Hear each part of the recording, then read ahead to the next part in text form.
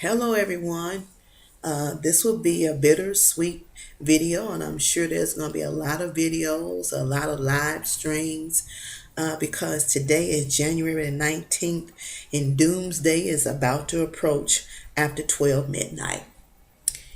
So we all know who's about to take the seat of the Oval Office, and I will probably not mention his name because I still stand by pound. He's not my president. But my concern is that some of us who actually voted for him, prayerfully, I hope and pray that he honors your concerns for those who are less fortunate.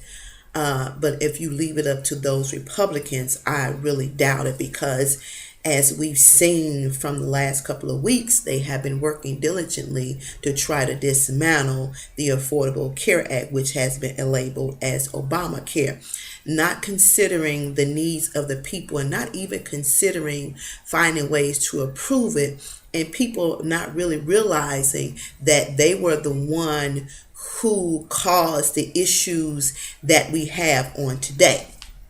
And next, the most sad part about it is it's a health care that they have been getting since they've been sitting in office. So it's amazing to me that for those who make over $500,000 don't feel the need that 20 million Americans need to have insurance. And for this man to take the role and take the seat in the position he's going to take and not even consider the needs of the less fortunate, because you are fortunate enough to pay for your doctor bills and you don't care.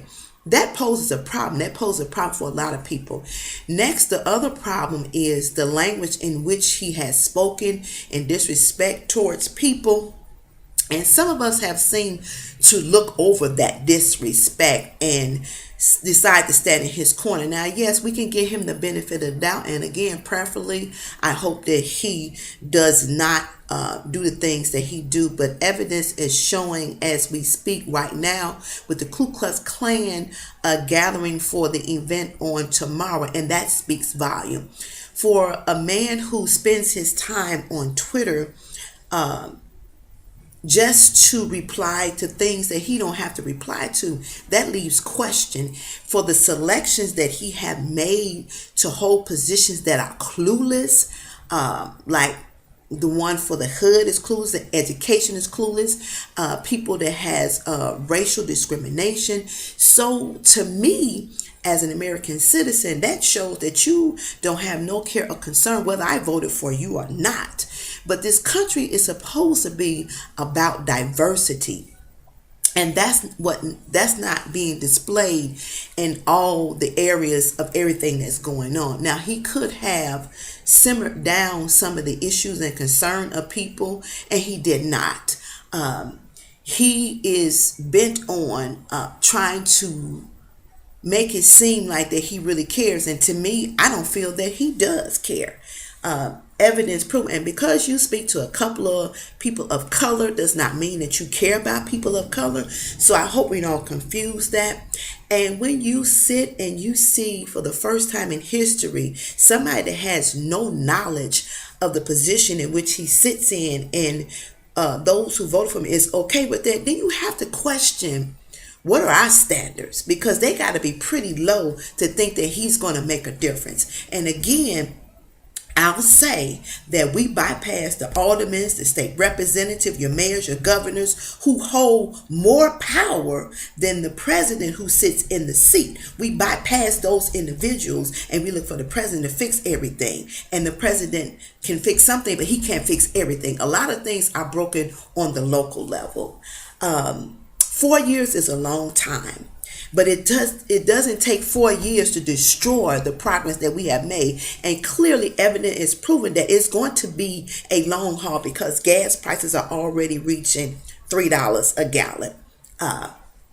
And when you talk about the position of a first lady and the history of this lady, and we're okay with that, I have a problem with that too, because again, I go to Vanessa Williams. You took her crown for nudity, but you accept his wife with all her new pictures all over the internet, and you okay with that. And then for a man who be disrespectful, discouraging, and downright cruel to people, but when it's done to him, he feel offensive. That's another problem. For the news media who don't feel that they should step up and conversate about his wrongdoing, shame on you. And for the Republicans who has put a bully in office, because that's what he is. He's a bully with money. And you don't feel the need to represent the people who would put their faith in you to do your job, and in the job in which you get a check for. Shame on you. But I say this: 4 years is a long time, but we need to keep a close eye on the things and the decisions that are being made. We don't have to fight. We don't have to beat up nobody, but we can use our voice in numerous ways. We can use our social media. We can make phone calls. We can email, but we need to let every elected official know that we will not tolerate being trampled on and things roll backwards. I'm a great person, so I live in America, so I'm already great. So that already makes America great. So I hope and I pray that we does not end up on the wrong side of the fence and things in a roll back, but we all play a part. We can't sit behind our closed doors and complain. We have to step up and step out. We don't have to be a part of every protest, but if protest is needed, then I say go ahead and do that. But you need to write. You need to let these elected officials, Republican and Democrats, let them know you will not tolerate the nonsense. It stops right here. And I don't care how he got into office, he's in that office. But he has to follow the rules and regulations like anybody else. Because if one of us did something out of pocket, we would get called on the carpet. So we need to call him, your mayors, your governors, and every Senate and every Congress on their carpet and make them accountable. That's all I'm saying. Y'all have a good one.